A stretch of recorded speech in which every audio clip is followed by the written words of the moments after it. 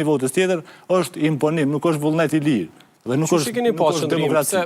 Pse mendoni që partitë e tjera nuk po votojnë për Haxhiun? A do duhen ndoshta për t'ju përshtatur propozimit vetëvendosjes me që i takon edhe me akt vendim të kushtetuesës këtë rast? I takon propozimi, mirë po dhe deputetit i takon të vendosë kënd do të votoj apo mos votoj. Dhe është çështje krejt demokracisë që një deputet, qoftë i pozitës, qoftë i opozitës, mos pajtohet me një figurë që ju keni pas kolege Haxhiun, a besoni që është e denjë për ta udhëhequr legjislaturën e notë? Unë kisha qenë pjesë e kuvendit, nuk e kisha votu. Nuk e kisha jo, absolutisht jo, nuk e kisha votu.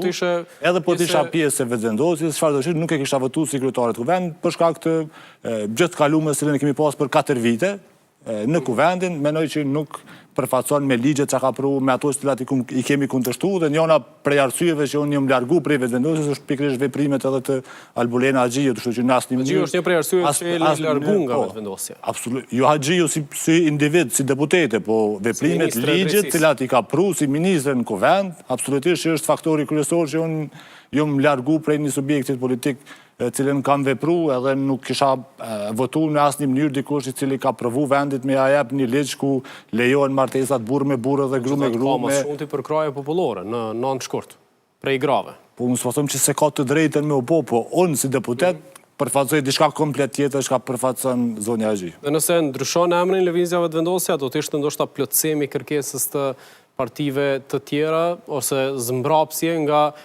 ideja parsore për kandidatën e parë? Unë për ata po them që ka qenë një aktrim politik, për shkak që në momentet të tilla fillimisht duhet të ketë një dakordim me subjekteve politike, caktohet një emër i cili është i përshtatshëm edhe përfaqësues edhe unifikues në Kuvendin e Republikës Kosovës, edhe që të mos vim në situata të tilla të cilat nuk mundesh dhënë shumë me detyru as opozitën as kanë me ta mbështeti kanë, qysh edhe po ndodh sot, është e paarsyeshme dhe pa kuptueshme me kërku që unë kam të drejtën e propozimit dhe ju duheni ta votoni këtë që unë e propozoj.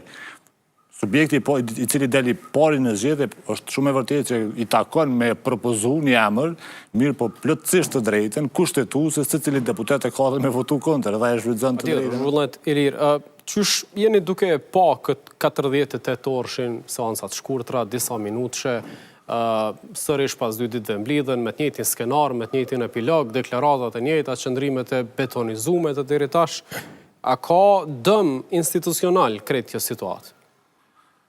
Nuk besoj që ka shumë dëm institucional, të i po veprimet edhe angazhimin e gjithë politikës, ka njerë menoj që nështë shumë a mirë hecë edhe pa shumë ministra, zavendës ministra, deputet, se sa të qenë ata aty prezent, kështu që ekziston një organizim shtetënor, jo është hierarkia, janë punë kryesorë të cilat bëhen prej zyrtarëve të naltë në përministri, që janë me kontratat përhershme,